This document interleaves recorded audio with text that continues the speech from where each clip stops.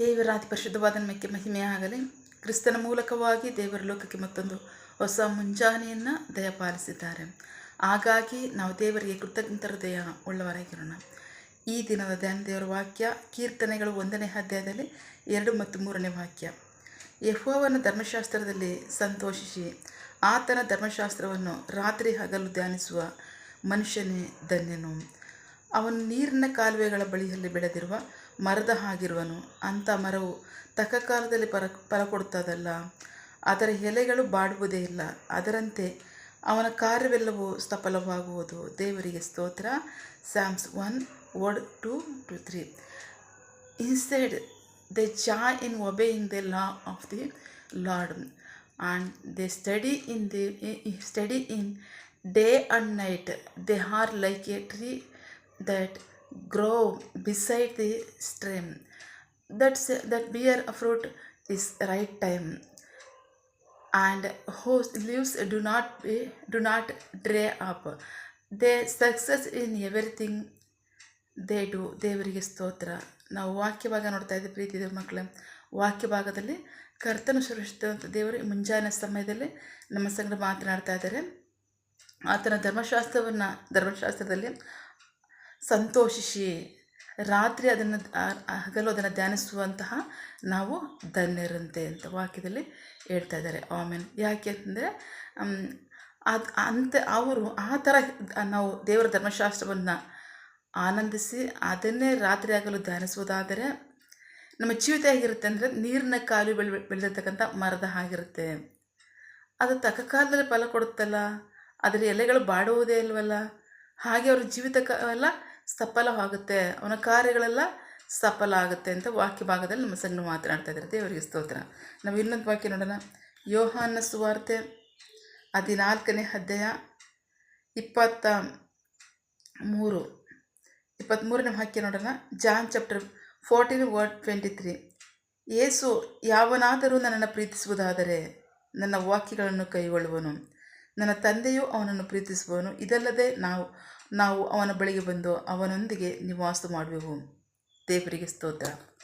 So ನಾವು ಆ ವಾಕ್ಯವನ್ನು ಪ್ರೀತಿಸುವುದಾದರೆ ನಿಶ್ಚಯವಾಗಿ ದೇವರು ಸಹ ನಮ್ಮನ್ನು ಪ್ರೀತಿಸುವವರಾಗಿರ್ತಾರೆ. ಅಷ್ಟು ಮಾತ್ರ ಅಲ್ಲ, ಅವರಿಬ್ಬರು ಬಂದು ತಂದೆ ಮಗ ಇಬ್ಬರು ಬಂದು ನಮ್ಮೊಳಗೆ ನಿವಾಸ ಮಾಡುವವರಾಗಿರ್ತಾರೆ. ಸೊ ಆಗ ನಮ್ಮ ಜೀವಿತ ಹೇಗಿರುತ್ತೆ ಅಂದರೆ ನೀರಿನ ಕಾಲುವೆ ಬಳಿ ಬೆಳೆದಿರ್ತಕ್ಕಂತಹ ಮರದ ಹಾಗಿರುತ್ತೆ. ಅಂಥ ಮರ ತಕ್ಕ ಕಾಲದಲ್ಲಿ ಫಲ ಕೊಡುತ್ತಲ್ಲ, ಅದರ ಎಲೆಗಳು ಬಾಡುವುದೇ ಇಲ್ವಲ್ಲ, ಹಾಗೆ ಅವನ ಕಾರ್ಯಗಳೆಲ್ಲೂ ಸಫಲವಾಗುತ್ತೆ. ದೇವರಿಗೆ ಸ್ತೋತ್ರ. ಪ್ರೀತಿ ದೇವ್ರ ಮಕ್ಕಳೇ, ತಂದೆ ಮಗ ಇಬ್ಬರು ಬಂದು ನಮ್ಮಲ್ಲಿ ನಿವಾಸ ಮಾಡೋದಾದರೆ ನಮ್ಮ ಜೀವಿತ ಹೇಗಿರುತ್ತೆ ಹೇಳಿ? ನೀರಿನ ಕಾಲುವೆ ಬೆಳೆದಿರ್ತಕ್ಕಂಥ ಮರದ ಇರುತ್ತೆ. ನಮ್ಮ ಅವಶ್ಯಕತೆಗಳು, ಅಗತ್ಯಗಳು, ನಮ್ಮ ಕಾರ್ಯಗಳು, ನಮ್ಮ ಸಹಾಯ, ನಮ್ಮ ರಕ್ಷಣೆ, ನಮ್ಮ ಆದರಣೆ ಎಲ್ಲವೂ ಸಹ ತಕ್ಕ ಕಾಲ ನಡೀತಾ ಇರುತ್ತೆ. ಯಾಕೆಂದರೆ ಅವರೇ ನಮ್ಮಲ್ಲಿ ನಿವಾಸ ಮಾಡಿ ಕಾರ್ಯ ಮಾಡ್ತಿರ್ತಾರೆ. ದೇವರಿಗೆ ಸ್ತೋತ್ರ. ಸೊ ಅಂಥ ಜೀವಿತ ಬೇಕಾ? ಧರ್ಮಶಾಸ್ತ್ರವನ್ನು ಕೈಗೊಂಡು ನಡೀರಿ, ಅನುಸರಿಸಿ ನಡೀರಿ. ದೇವರಿಗೆ ಸ್ತೋತ್ರ. ಬಹಳ ಪ್ರಮುಖವಾಗಿ ಕೀರ್ತನೆ 119 ಸಂಪೂರ್ಣವಾಗಿ ಧರ್ಮಶಾಸ್ತ್ರವನ್ನು ಉದ್ದೇಶಿಸಿ, ಅಂದರೆ ಧರ್ಮಶಾಸ್ತ್ರವನ್ನೇ ಕೀರ್ತನೆ ಬರೆದಿರ್ತಕ್ಕಂಥದ್ದು, ಧರ್ಮಶಾಸ್ತ್ರದ ಆಜ್ಞೆಗಳನ್ನ ಕೀರ್ತನೆ ಬರೆದಿರ್ತಕ್ಕಂಥದ್ದು. ಅಲ್ಲಿ ಪ್ರತಿ ವಾಕ್ಯದಲ್ಲೂ ದೇವರೇ ನಿನಗೆ ವಿಧೇಯನಾಗ್ತೇನೆ. ಕೀರ್ತನೆ 119 ನೋಡಿ ಎಷ್ಟು ವಾರಿ ಅದನ್ನು ಹೇಳ್ತಾ ಇದೆ. ನಾನು ನಿನಗೆ ವಿಧೇಯನಾಗ್ತೇನೆ ದೇವರೇ, ನಾನು ಧ್ಯಾನಿಸ್ತೇನೆ ದೇವರೇ.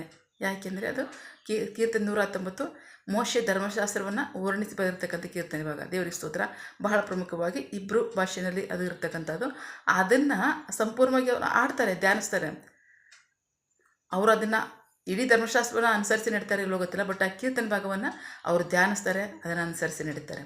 ಸೊ ಹಾಗಾಗಿ ನಮಗೆ ಪೂರ್ತಿ ಸಂಪೂರ್ಣವಾಗಿ ವಾಕ್ಯ ಭಾಗಗಳು ಕೊಡಲ್ಪಟ್ಟಿದೆಯಲ್ಲ, ಹೊಸ ಒಡಂಬಡಿಕೆ ನಾವು ಅನುಸರಿಸಿ ನಡೀತಿದ್ದೀವ. ಯೇಸು ಕ್ರಿಸ್ತರು ತಂದೆ ಇಬ್ಬರು ಬಂದು ನಮ್ಮಲ್ಲಿ ನಿವಾಸ ಮಾಡ್ತಾರೆ. ಸೊ ಆಗ ನಮ್ಮ ಕಾರ್ಯಗಳೆಲ್ಲವೂ ಸಫಲ ಆಗುತ್ತೆ, ತಕ್ಕ ಕಾಲದಲ್ಲಿ ಸಫಲ ಆಗುತ್ತೆ. ಅಷ್ಟು ಮಾತ್ರ ಅಲ್ಲ, ನಮ್ಮ ಬೇಕಾಗಿರ್ತಕ್ಕಂಥ ಆಶೀರ್ವಾದಗಳೆಲ್ಲ ನಮ್ಮಲ್ಲೇ ಉಂಟಾಗುತ್ತೆ. ದೇವರಿಗೆ ಸ್ತೋತ್ರ. ಯಾಕೆಂದರೆ ನಮ್ಮಲ್ಲಿ ಅವರು ನಿವಾಸ ಮಾಡೋದ್ರಿಂದ.